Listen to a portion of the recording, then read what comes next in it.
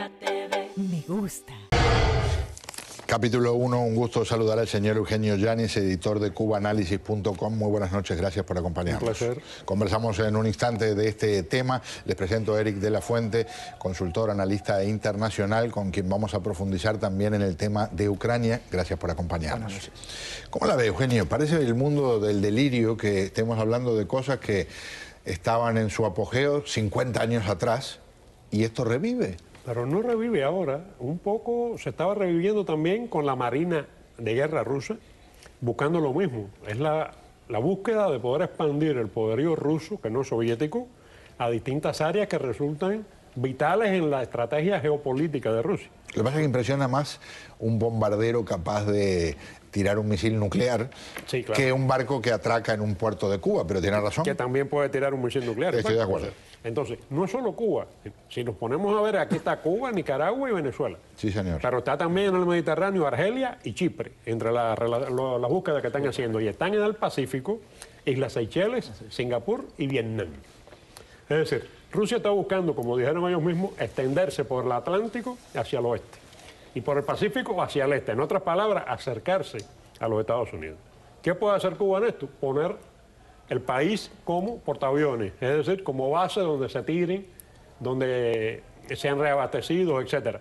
La Fuerza Aérea Cubana como tal en estos momentos es una caricatura de lo que fue hace 20, 25 años. Sí, pero le alcanza a Rusia a tener un portaaviones de esa dimensión, sí, en la puerta de Estados Unidos, sí, y estamos hablando de bombarderos que desde el Golfo de México, teóricamente, con sus proyectiles pueden alcanzar una enorme zona de Estados Unidos. Sí, cómo no. Y no solamente desde el Golfo de México, por ejemplo, no sé si estamos hablando de la base de San Antonio en La Habana o de la base de San Julián en Pinar del Río, pero despegando de esos lugares, un bombardero de esta naturaleza puede golpear, no vamos a decir tal vez que todo el territorio de los Estados Unidos, pero gran parte. No hay que golpearlo todo. O sea, en claro, este tipo de guerra se golpean puntos sensibles solamente. Vamos a ver algunas de las informaciones vinculadas a lo que son estos bombarderos. Por cierto, no estamos hablando de aviones nuevos, pero fíjense las cosas que llevan.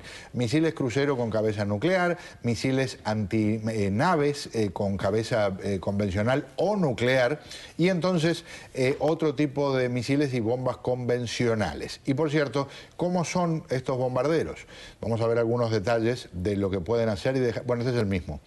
Esta es la misma placa que vimos hace un instante. Vamos a ver si encontramos la otra en un instante y la compartimos. Pero, como les decíamos, son bombarderos que están operando desde hace más de medio siglo. Se han ido modernizando, pero por supuesto, de la manera que están operando, están tan cerca en ese momento de una costa estadounidense. Fíjense, 575 millas por hora. Suponga que están patrullando, como dicen ellos, en el centro del Golfo de México. Están a minutos de estar sobrevolando territorio estadounidense. Pueden desplazarse 8.100 millas náuticas sin recargar combustible. La altura de crucero, es decir, del vuelo normal, son 45.000 pies y, como les decía, ahí están en servicio desde 1956.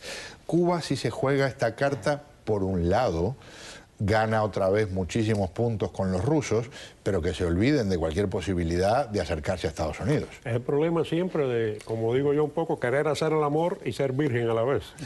No se ponen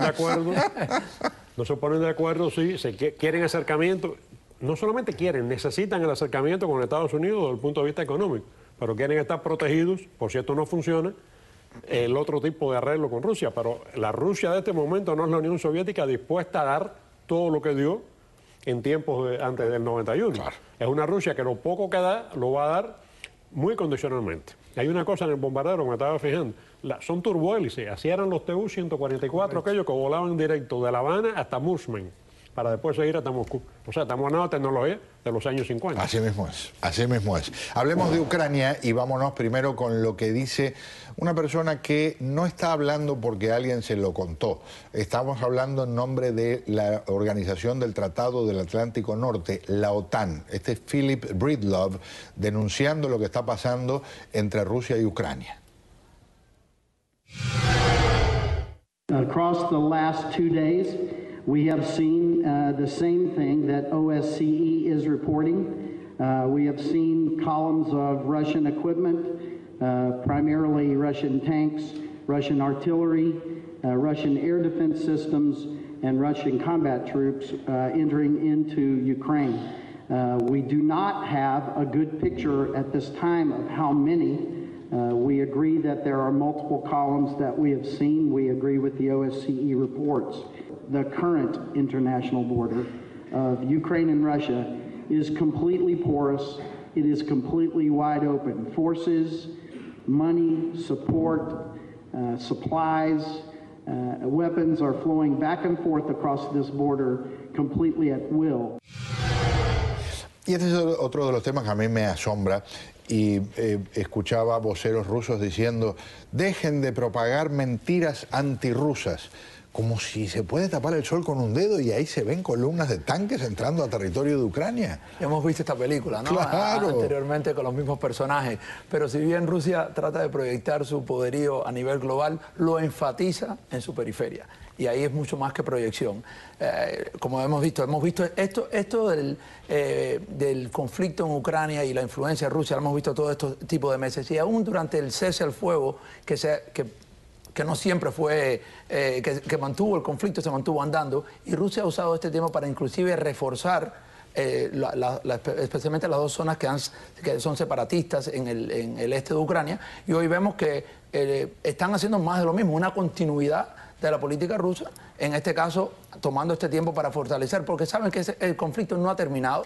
O sea, a lo mejor ha caído de los medios de comunicación. Exacto. Pero el conflicto sigue muy vivo ahí, andando en todas partes. Qué bueno que menciona eso, porque una de las cosas que me produce profunda tristeza de lo que hacemos los periodistas es cómo dependemos de esta estructura de los ciclos con las noticias. De repente le damos una atención extraordinaria a algo que lo merece, no discutamos eso, pero de repente desaparece completamente del mapa. Y hay gente que no sabe que Rusia se anexó a Crimea, por ejemplo, porque pasó hace tanto tiempo, ha habido tantas noticias dando vueltas, y ahora empezaron las denuncias de lo que pasaba en Ucrania, y resulta que están violando el cese del fuego desde hace mucho tiempo. Hace mucho tiempo, y también reforzar esas tropas es importante para ello. Pero es importante no solo desde el punto de vista del conflicto mismo en Ucrania, también para Putin internamente es importante. Con la caída del barril de petróleo que está en los 70s ahora, con ciertas cosas que eso deriva dentro de la sociedad rusa, proyectar ese poderío, y el poderío que tiene Rusia, ¿no? Proyectarlo a nivel global y sin duda en la periferia rusa y Ucrania como punto principal. Eso es de consumo interno también gran parte. Putin continúa siendo popular dentro de Rusia. Es importante tener eso en cuenta cuando estamos viendo eso. Claro. Y gran parte de su popularidad es cuando hay un conflicto con el occidente y él sale como la Rusia fuerte, como la Rusia que tiene su presencia y que va a defender su propio territorio y frontera, que es lo que ha hecho históricamente Rusia, no solo durante la Unión Soviética, pero históricamente Rusia, y eso es lo que vemos aquí también ahora.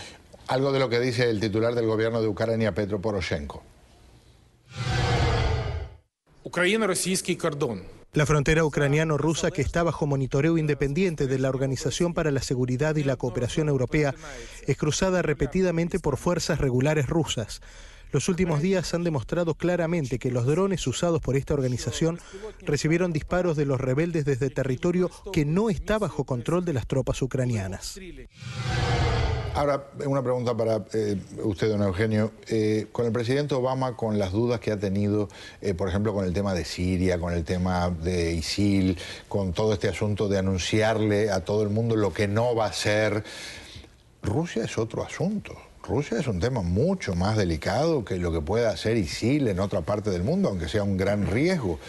¿Pesca Putin a Obama en un momento particularmente débil de su presidencia, o por el contrario, con un hombre que no tiene que preocuparse de más elecciones, puede salir a pararle el carro a Putin? Yo diría que hay un oportunismo, en el mejor sentido del término, porque la situación de Obama, sobre todo después de las elecciones congresionales, quedó relativamente débil. Se vio en la reunión en Pekín, ahora en esta semana, que hasta los chinos también aprovecharon, y el periódico español, El País, decía que los chinos se estaban aprovechando de la debilidad de Obama en todo esto. La proyección de Obama en general en política exterior no ha sido la más radical, vamos a decir.